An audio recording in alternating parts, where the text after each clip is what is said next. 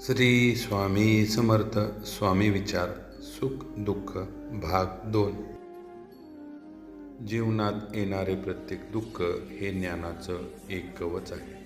ते उघडल्यावर आत्म्याला प्रकाश मिळतो. आपल्या जीवनामध्ये जे दुःख येतं ते आपल्याला काहीतरी ज्ञान देऊन जातं.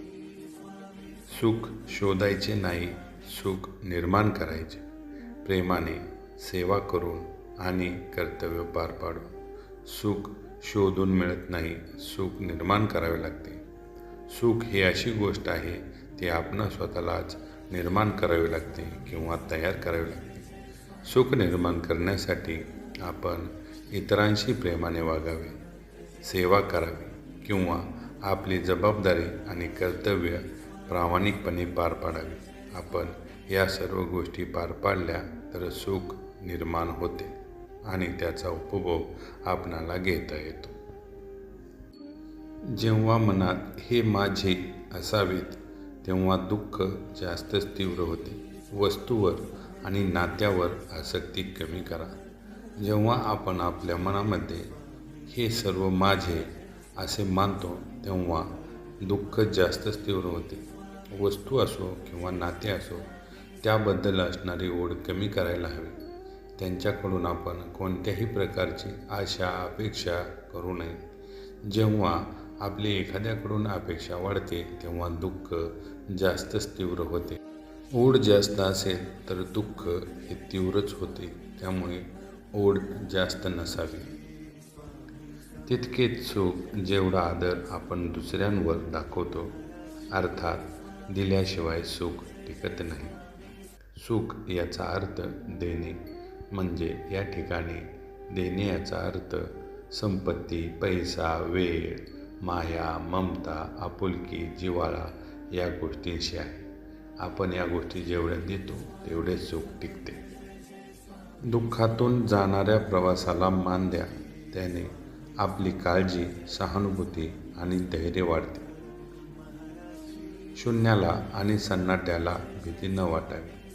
त्यातच आत्म्याशी संवाद होतो. जेव्हा आपणाकडे काही नसते किंवा एखाद्या ठिकाणी आपण एकटे असतो त्याची भीती आपल्याला वाटता कामा नये. कारण जेव्हा आपण एकांतात असतो तेव्हाच आपण आपल्या आत्म्याशी संवाद करू शकतो आणि आपण स्वतःशी प्रामाणिकपणे बोलू शकतो. सुख म्हणजे परिस्थिती नव्हे, ते म्हणजे मनाची समाधान स्थिती.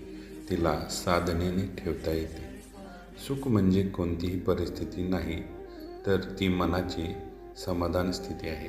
जेव्हा मनाला समाधान वाटते तेव्हा सुख प्राप्त होते आणि मनाला समाधान स्थितीत ठेवण्यासाठी साधना आवश्यक असते आणि ही गोष्ट आपण साधनेने साध्य करू शकतो. मनाला समाधानी ठेवणे ही एक प्रकारची कला आहे आणि ही कला साधनेने जोपासता येते. संकटामध्येही आपली इच्छा धर्माचे तत्त्व पाळण्याची असावी. त्यामुळे मनात एक दृढ आवेश राहतो. आपणावर कितीही संकट येऊ द्या, आपली इच्छा धर्माचे तत्त्व पाळण्याचीच असली पाहिजे. त्यामुळे मन प्रसन्न राहते, मनात एक प्रकारचा उत्साह राहतो. इतरांची मदत करणे आपले दुःख हलके करते आणि सुखाची किंमत वाढवते. इतरांना मदत केल्याने आपले दुःख हलके होते. आपल्या मनाला एक प्रकारचे समाधान लाभते. समाधानी मन हे आपले सुख वाढवते. आत्मपरीक्षण करा. कुठल्या विचाराने सुख वाढते आणि कोणत्या विचाराने दुःख येते. नकारात्मक विचारांना साधनाने बदलावे. ज्या विचाराने सुख येते ते विचार जास्त करावे आणि ज्या विचाराने दुःख येते असे विचार आपण मनातून दूर काढून टाकायला हवेत. दुःखाने टिप्पणी करावी की हेही निघून जाईल, परंतु त्याला टाळून पडणे नाही, समोर जाऊन बघणे. आपल्या आयुष्यामध्ये जे दुःख आहे त्याच्यावर आपण असे म्हणायला पाहिजे, हेही निघून जाईल. पण याचा अर्थ असा होत नाही दुःख समोर आले म्हणून आपण घाबरून दूर पळून जायचे. उलट त्या दुःखाला सामोरे जाऊन ते दुःख कसे कमी होईल याकडे आपला जास्त ओढा असला पाहिजे. छोट्या सुखामध्ये कृतज्ञता बाळगा. दैनंदिन कृतज्ञता मनाला स्थिर ठेवते. आपण छोट्याशा सुखामध्ये देखील समाधानी व्हायला हवं. छोट्याशा सुखामध्ये आनंद मानायला हवा. जर आपण छोट्या छोट्या सुखामध्ये आनंद मानला तर मन समाधानी होते आणि आपण चिरकाल आनंदी, चिरकाल सुखी राहू शकतो. ध्यान आणि जप यांना नियमित करा. ते मनाला सुखात आणि दुःखातही समतोल ठेवतात. आपण ध्यान आणि जप नियमितपणे करायला हवे. हे मनाला स्थिर ठेवण्यासाठी एक महत्त्वाचे साधन आहे.